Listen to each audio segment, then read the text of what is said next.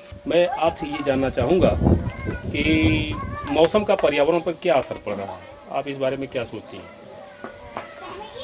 कुछ वर्षों में जो डेवलपमेंट हुआ है, इकोनॉमिक ग्रोथ बहुत ज़्यादा हुई है, उससे फैक्ट्रीज वगैरह, इससे जितना प्रदूषण के कारण हमारे पर्यावरण पर बहुत गलत प्रभाव पड़ रहा है। उसका मतलब प्रभाव हम ये देख सकते हैं कि जो वर्षा का है, कभी अल्पवृष्टि होती है, कभी अतिवृष्टि होती है।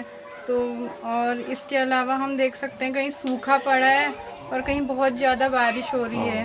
तो दोनों ही मतलब भयावह स्थिति हैं।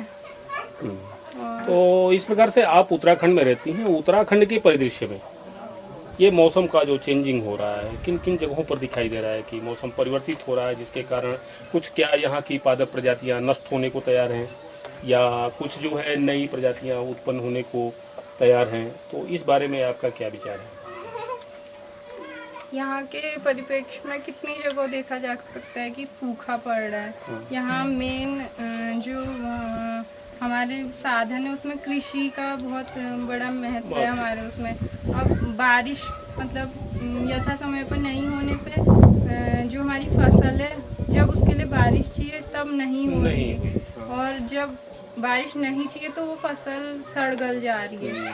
तो उपज कृषि पे, प्रभावित हुई हाँ, है, कृषि उपज पे बहुत प्रभावित हुई है। प्रभाव पड़ा है। जीआईसी द्वारा हाट में मौसम वेधशाला जो छात्रों के लिए एक कार्य योजना के रूप में और जो आसपास के काश्तकार हैं, आम ग्रामीण जनजीवन है, उसके लिए भी उपयोगी है। तो मुख्यतः बच्चों में इस प्रकार का भावबोध विकसित करने के लिए वहाँ पर जो उपकरण है, वर्षा तापमापी है और उसके अलावा रेन गेज वहाँ पर लगा हुआ है, एनीमोमीटर है, वायु दाब मापी है, उसके माध्यम से जो डाटा कलेक्शन होता है। तो बेसिकली जो कैलेमिटी चेंज के लिए राष्ट्रीय स्तर पर जो कार्य योजना बनी है, तो गोविंद वल्लभ पंत जो पर्यावरण संस्थान है उसके तत्वाधान में यहाँ पर यूप्रोब की जो मौसम ऑब्जर्वेटरी है वो यहाँ पर उपयोगी साबित होगी।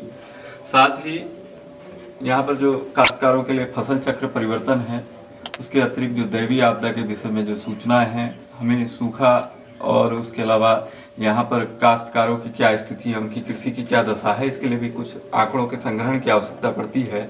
तो प्रायः हम यहाँ पर पांडे जी का जो यूप्रोब चल रहा है उससे आंकड़ों के द्वारा उसमें विश्लेषण, परीक्षण और निष्कर्ष के माध्यम से हम लोगों के लिए तो उपयोगी है ही, मुख्यतः बच्चों में इस प्रकार का भावबोध विकसित करना और उनकी अभिरुचि मौसम विज्ञान की तरफ ले जाना और उससे परीक्षण और प्रयोग और निष्कर्ष और इसके अलावा डिजाइन के माध्यम से किसी कंक्लूजन पे पहुंचने के लिए ये योजना प्रायः 2 वर्षों में उपयोगी साबित हुई है। आगे